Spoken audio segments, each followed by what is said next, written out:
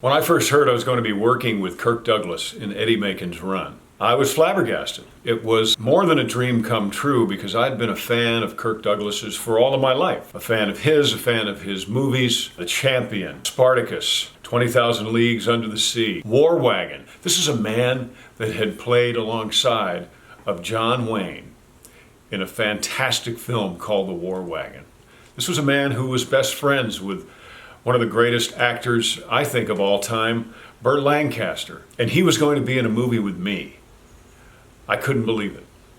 When we were filming the movie Eddie Macon's Run, we were down in Laredo, Texas. And we had actually not very many scenes together because in Eddie Macon's Run, Marzak is chasing Eddie, or he's waiting for Eddie to get caught. But oddly enough, we spent a lot of time together when we weren't filming. Much more time together when we weren't filming than when we were.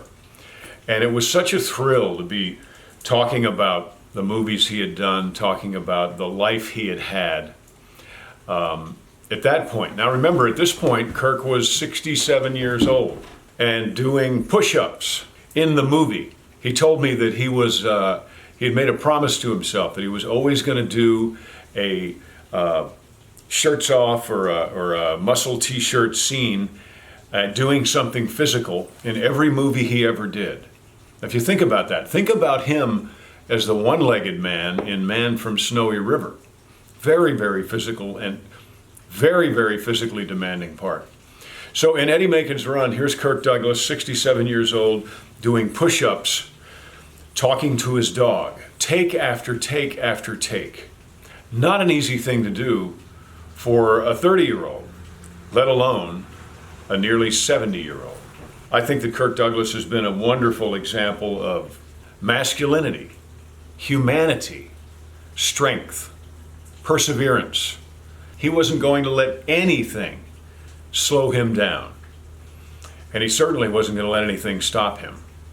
You remember, he was in a helicopter crash out in Lake Piru with Noel Blanc, Mel Blanc's son, years and years ago.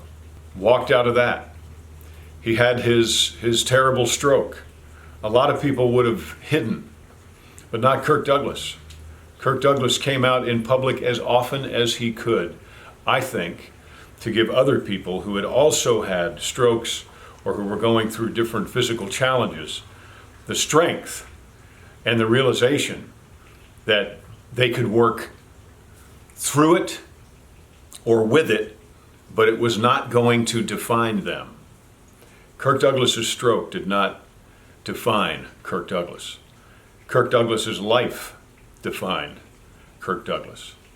I'm so honored to have had the opportunity to work with this great, great legend of the silver screen, of the written word, and of course, ultimately, of humanity.